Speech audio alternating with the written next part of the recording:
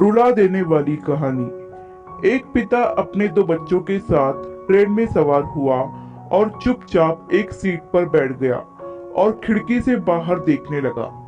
उसके बच्चे बच्चे नहीं, आफत के पुड़िया थे। ट्रेन चलते ही उन्होंने आसमान सर पर उठा लिया था। कोई ऊपर की सीटों पर चढ़ रहा तो कोई यात्रियों के सामान को छेड़ने लगा, तो कभी जोर जोर से चिल्लाकर आसमान सर पर उठा लिया। यात्री परेशान होकर भड़क गए। किस तरह का बाप है, ना अपने बच्चों को रोकता है और ना ही डांटता है। कोई पिता को असंवेदनशील समझ रहा तो कोई निकम्मा।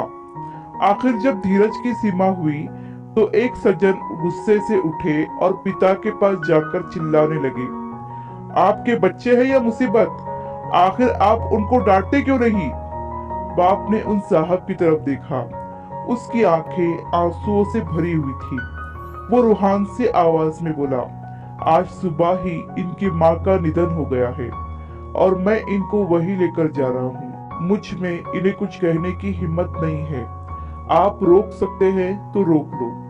इतना कहते हुए वो जोर जोर से रोने लगा। न जाने कब से वो अपने दर्द को दबाए हुए था। पिता की बात सुनकर सभी यात्री आश्चर्यचकित रह गए। पल भर में नजारा पूरी तरह से बदल चुका था। अब वो शरारती बच्चे सबको प्यारे लगने लगे थे। बच्चों को देखकर सभी यात्रियों की आंखों में आंसू आने लगे। हर कोई उन्हें प्यार कर रहा था और उनसे लिपटा हुआ था। प्यारे दोस्तों, जीवन में जरूरी नहीं कि तथ्य वही हो जो हमें दिखाई दे, बल्कि वो भी हो सकते हैं जो हमें दिखाई ना दे। आशा करती हूँ